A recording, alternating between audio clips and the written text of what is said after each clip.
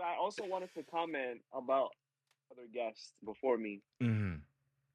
I wanna shout all them out. I remember ciphering with all of them. I remember when I met all of them with you, and it was cool to see you guys talk. I didn't really tune into the episodes yet, but I had a question for you when you mentioned your guest. Hmm. Um, from those conversations, have you learned anything new from them, from having those talks with them? Like, did you learn anything new about Hmm. them or even yourself?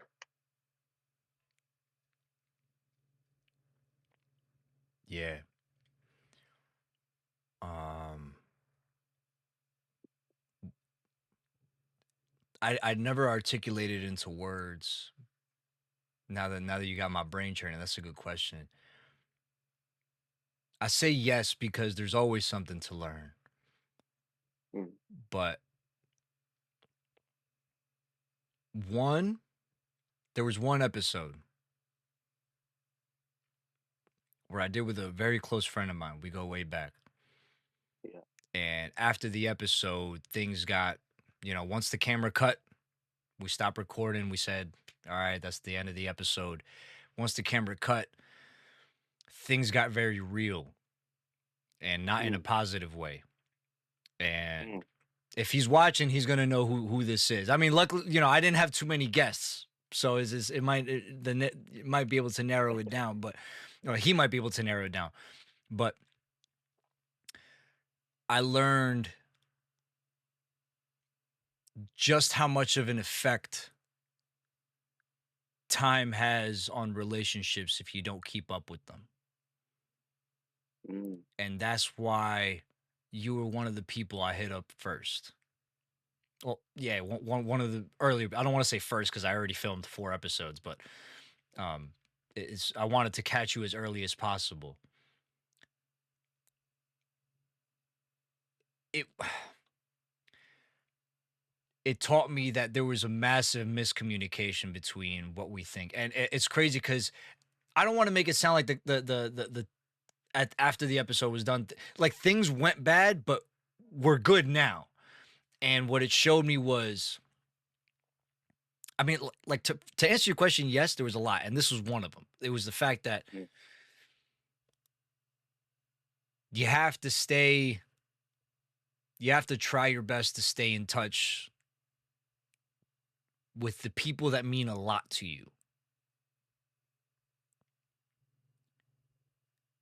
because if you don't, whenever there is a reconnect, the miscommunication can take a big toll.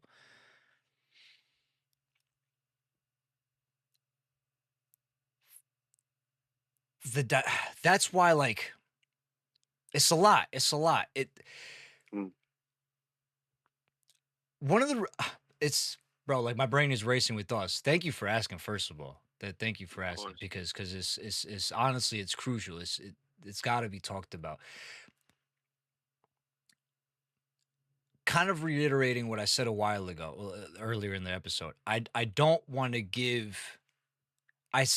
Whenever I talk about my problems, it always results back to the issues that my mom caused, and I always hated the fact that my mom had so much power on my life, and because of that, it emasculated me. Because as a man, we should be the ones in control, and I don't mean that like as some sort of like power thing or whatever. It's just more so like, Mhm.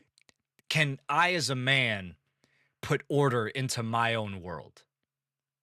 Right. It's not like even like a power thing. Maybe the word power is a bad word to use. It's not the right word to use, but there was a sense of control. I feel like I was a passenger in a car that was speeding, and like I couldn't steer the Mm, wheel. I couldn't control the brakes. I couldn't yeah. control the gas. I couldn't Mm, change the gears. I was just a passenger.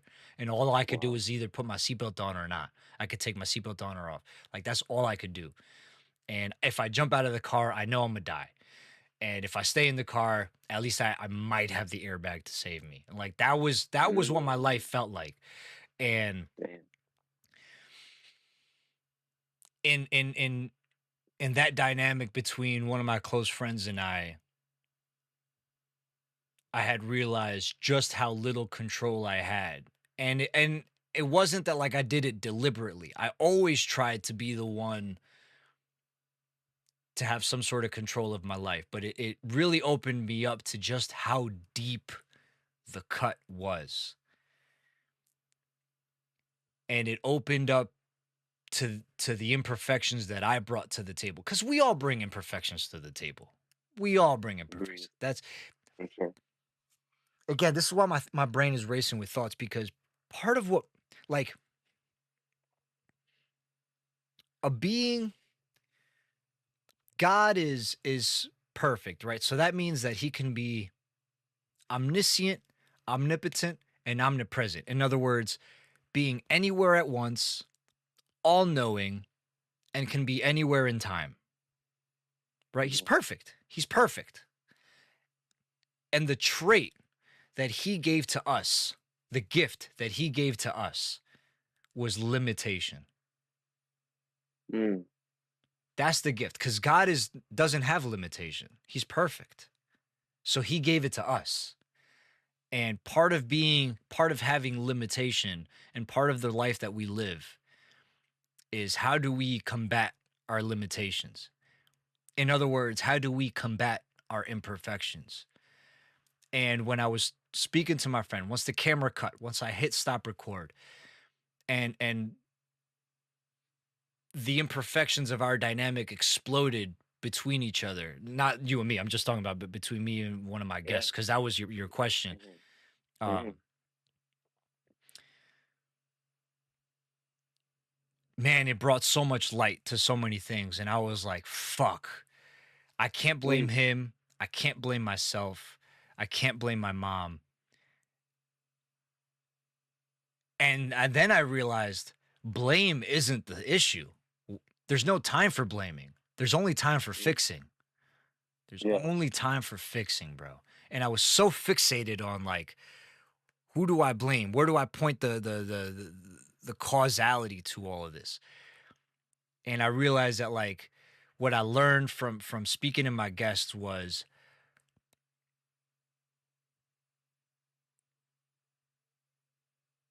communication is one of the most key forms by which we combat this gift of limitation that God has given us. And again, it aside from giving you a platform, giving all my shit a platform, it's the other reason why I had to hit you up. I felt like it was an obligation to have a conversation with you. So like you by virtue of being on the show is kind of answering the question that you just asked.